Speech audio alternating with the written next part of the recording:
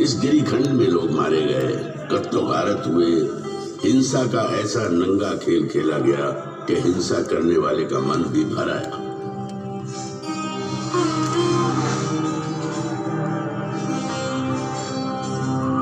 हैवानियत के बीच इंसानियत फिर से पैर जमाने लगी। हिंसा के खिलाफ अहिंसा की मजबूत जड़ें पहाड़ी चट्टानों, अंधेरे जंगलों, उफनती नदियों और महासागरों को चीरती सरहद पार तक फैल गई। और इसी धरती से इंसानियत का नया स्वर इस गिरिखंड से टकरा समस्त विश्व में गूंज उठा। समस्त मानव मेरी संतान है। मैं अपनी संतानों के लिए क्या चाहता हूं? मैं चाहता हूं उनका भला, उनकी खुशियां, इस संसार में भी और इसके बाद वाले संसार में भी। समस्त मानव जाति के लिए यही कामना है।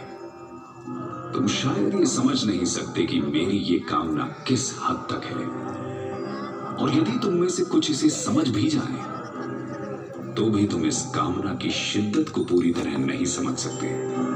मैं अहिंसा के उसी नाद का प्रतीक हूं जिसने इस ब्रह्मांड को एक सूत्र में बांध रखा है, जिसका होना इंसानियत का होना है। यही भाईचारे की सच्ची परिभाषा भी है।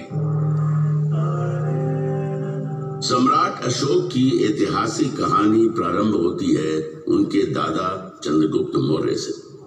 ईसा की चौथी शताब्दी का अंत एक बटी हुई राजनीतिक स्थिति के शुरुआत का समय था।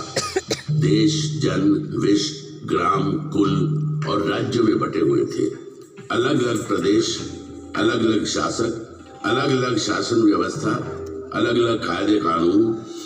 समय आया ईसा पूर्व 321 का। 25 साल का नौजवान चंद्रगुप्त मौर्य।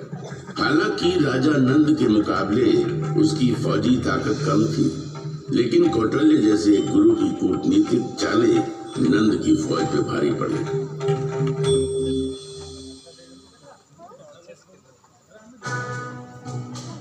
सुनो चंद्रगुप्त, तुम्हें अगर नंद का समूल नाश करना है तो धैर्य से काम लेना होगा, और जैसा मैं कहता हूं वैसा ही करना होगा। भूखे को